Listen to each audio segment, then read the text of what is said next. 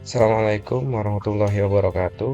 Baik teman-teman semuanya, untuk video kali ini saya akan mempresentasikan sebuah tugas yang selesai saya kerjakan, yaitu lembar kerja 1 untuk poin 1.1 tentang analisis kurikulum di satuan pendidikan atau KSP ya. Untuk petunjuknya bisa dibaca seperti ini yang harus saya kerjakan. Yang digunakan yaitu kurikulum sekolah yang berbasis kurikulum merdeka. Kemudian di poin yang kedua, bagi sekolah yang memiliki kurikulum merdeka harus membuat contoh kurikulum dari sekolah berbagai sumber dalam penyusunan tugas yang saya kerjakan ini. Untuk poin yang ketiga, yaitu saya sudah mempelajari dari modul atau kegiatan belajar 1.1. Nah, di sini yang saya jelaskan, yang saya isi tentang karakteristik yang ada di sekolah saya. Nah, di sini penjelasannya tentang sekolah saya bahwa di UPT DSD Tikisire bukan hanya sekedar sekolah dasar biasa, ini adalah tempat di mana pendidikan agama, akhlak, dan literasi berpadu menjadi satu.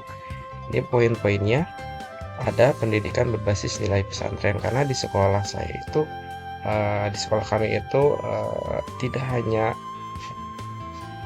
mempelajari pengetahuan umum saja, ada sedikit suntikan untuk mempelajari materi-materi yang berbasis pesantren. Kemudian yang kedua ada pembiasaan ibadah harian yang membentuk karakter.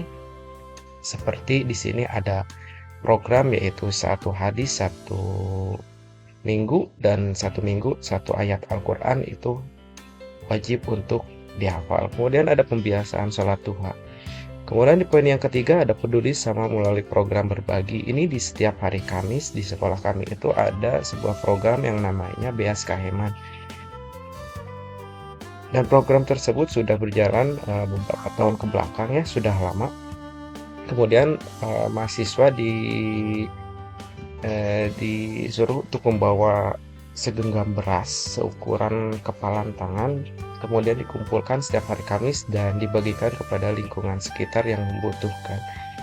Tidak hanya itu, di poin keempat ini ada literasi sebagai pondasi kehidupan.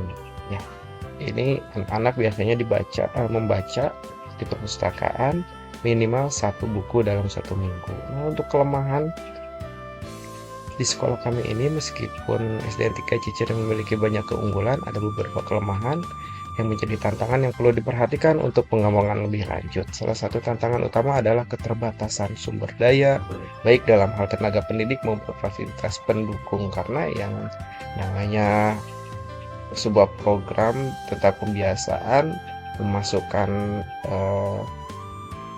materi-materi tentang pesantren itu harus ada pendukung guru dari luar yang paham betul tentang kitab-kitab yang diajarkan di pesantren.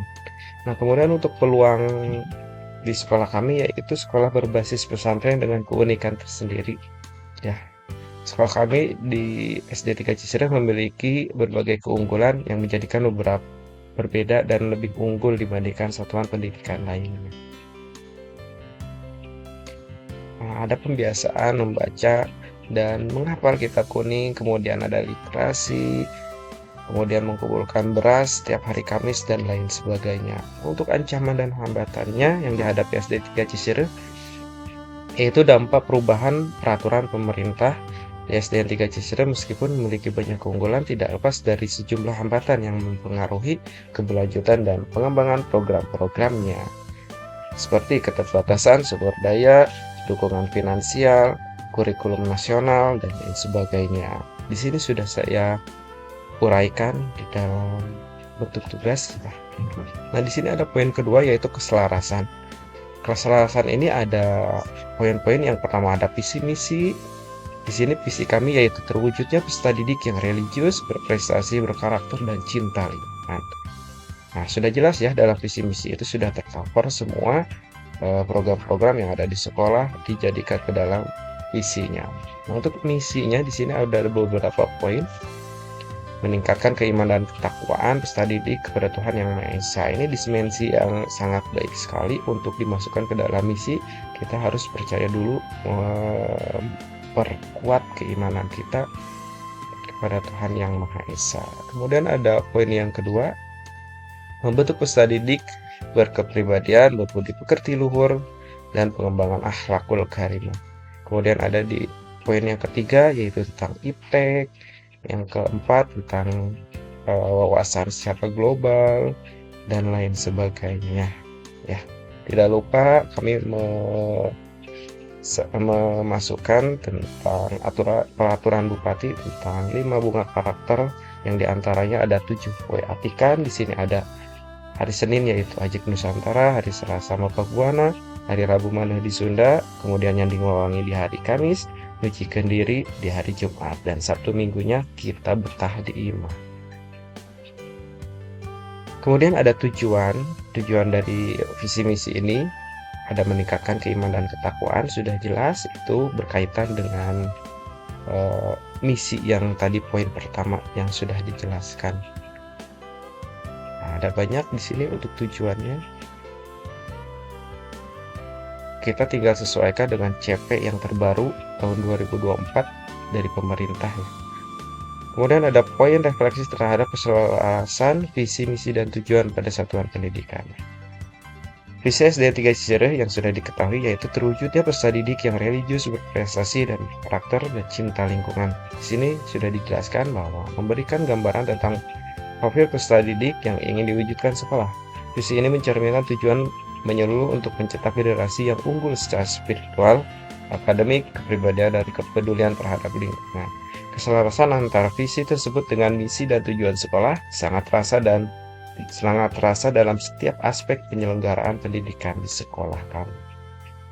Nah, untuk misinya, sekolah dirancang untuk mendukung visi dengan langkah-langkah strategis. Aspek religiusitas yang menjadi inti visi diwujudkan melalui berbagai upaya meningkatkan keimanan dan ketakwaan peserta didik.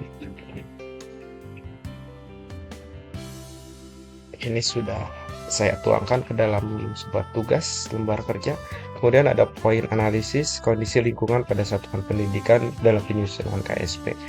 Ini poin pentingnya bahwa di sekolah kami itu ada beberapa guru, jumlahnya ada 12 guru yang diantaranya sudah sebagian besar bersertifikasi, kemudian lokasi sekolahnya yang strategis, kemudian kami mengikuti peraturan Bupati Perbuk dan mengintegrasikan program 5 bunga karakter. Dari sisi fasilitas, UPDD SD Cicereh memiliki perpustakaan khusus yang mendukung literasi siswa. Selain itu, sekolah secara aktif melibatkan siswa dan orang tua dalam pengembangan kurikulum satuan pendidikan. Hal ini menciptakan kolaborasi yang kuat antara sekolah dan masyarakat. Seperti itu untuk LK1 1.1-nya. Kemudian kita beralih ke LK1 1.2 tentang pengorganisasian pembelajaran 1 semester. Ini untuk 1 semester ke depan, semester genap Januari sampai dengan Juni bisa diperhatikan. Dengan mata pelajaran ada pendidikan agama Islam, ada pendidikan kewarganegaraan atau pendidikan Pancasila, bahasa Indonesia, matematika, IPA, PJOK, kemudian ada muatan lokal. Untuk temanya, ciri khas di Purwakarta itu ada tatanan di Balai Atikan. Dengan jumlah jamnya bisa dibaca oleh teman-teman semuanya. Kemudian lanjut ke LK1 untuk poin 2.1 tentang CP ya, komponen capaian pembelajaran. Untuk komponen ini yang harus saya kerjakan tentang rasionalitas mata pelajaran pendidikan agama Islam. Kemudian ada tujuan mata pelajaran pendidikan agama Islam. Ada karakteristik mata pelajaran pendidikan agama Islam. Ada poin-poin tentang Al-Quran, hadis, akidah, akhlak, fikih, sejarah peradaban Islam. Nah, kemudian ada capaian dalam setiap fase mata pelajaran pendidikan agama Islam. Ya, ada fase A dan fase B tentunya ya. Kemudian fase C untuk kelas 5 dan kelas 6-nya. Kemudian ada poin capaian dalam setiap fase mata pelajaran pendidikan agama Islam menurut elemen. Di sini ya. Ada fase B yang akan saya tugaskan nanti ketika PPL atau paid teaching. Kemudian ada elemen fikih. Kemudian berlanjut ke LK1 poin 2.2 analisis capaian pembelajaran fase keluasan dan kedalaman. Di sini saya menggunakan fase B untuk elemennya Al-Quran hadis. CP-nya seperti ini, saya sudah masukkan sesuai dengan CP yang terbaru. Keluasan kedalamannya seperti ini. Kemudian ada akidah. Dan juga ada akhlak. Dan fikih juga. Sejarah peradaban Islam. Selesai.